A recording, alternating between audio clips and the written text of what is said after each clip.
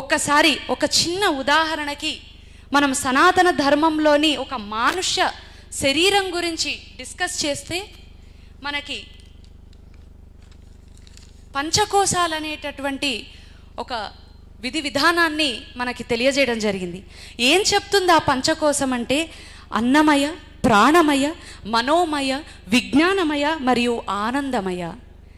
అన్నమయ అంటే ఒక వ్యక్తి ఎలాగా ఆహారాన్ని భుజించాలి, లేదా ఒక ఆహారం అన్నది ఎట్లా ఉత్పత్తి జరుగుతుంది, మరి ప్రాణమయ అనేటటువంటి రెస్పిరేటరీ సిస్టమ్ కానివ్వండి, డైజెస్టివ్ సిస్టమ్ కానివ్వండి, రిప్రొడక్షన్ కానివ్వండి, రీజనరేషన్ కానివ్వండి, ఇవన్నీ కూడా మనకి ప్రాణమయ తెలియజేస్తుంది. మరి మనోమయ అనేది మన మనస్సుకి, మన ఇంటలెక్చువాలిటీకి సంబంధించినటువంటి ఒక ప్రక్రియ.